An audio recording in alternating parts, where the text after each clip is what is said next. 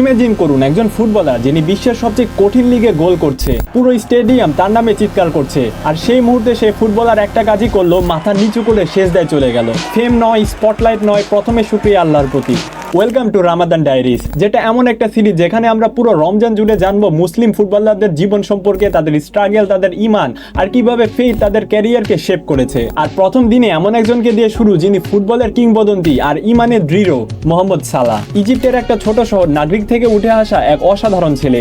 বড় কোনো elite academy না, বড় কোনো পাওয়ারফুল ব্যাকগ্রাউন্ড না, একটা শুধু স্বপ্ন, ফুটবল খেলবে, পরিবারের মুখ উজ্জ্বল করবে আর আল্লাহর ওপরে ভরসা রাখবে। মোহাম্মদ সালাহ ছোটবেলায় ট্রেনিং করার জন্য ঘন্টার পর ঘন্টা বাসে ভ্রমণ করতেন। ক্লান্তি ছিল, কষ্ট ছিল, কিন্তু তিনি থামেননি। ইউরোপে আসার পরে জার্নি সহজ ছিল না। চেলসিতে সময়টা প্রত্যাশা মতো যায়নি। অনেকে ভাবছিলেন এটাই হয়তো বা মোহাম্মদ সালাহর শেষ, কিন্তু এখানে সালাহ সবার থেকে ডিফারেন্ট। তিনি ভেঙে পড়েননি, লোনে গেলেন ফিওরেন্টিনা, তারপর এস রোমা। রোমেই তিনি তার নিজের গেম রিবিল্ড করলেন। প্রতিদিন হার্ডওয়ার্ক, সাইলেন্ট ইমপ্রুভমেন্ট, কোনো ড্রামা নাই, শুধু প্রোগ্রেস। তারপরে 2017 সালে লিভারপুল, আর সেখানে এক্সপ্লোশন।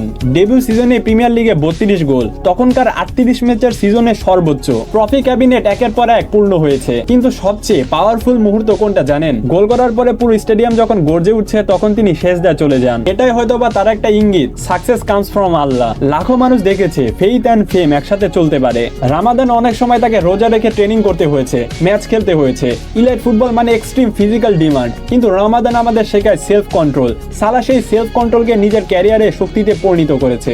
আর আরো একটা জিনিস তাকে আলাদা করেছে, সেটা হচ্ছে হিউম্যানিটি। রিয়েল গ্রেটনেস শুধু ট্রফি দিয়ে মাপা যায় না, ক্যারেক্টার দিয়েও এটা কখনো কখনো মাপা যায়। আর এটাই ছিল আমাদের রামাদান ডায়েরিজের ডে 1। রমজান জুড়ে মুসলিম ফুটবলারদের ইন্সপায়ারিং গল্প শুনতে আমাদের সাথেই থাকুন।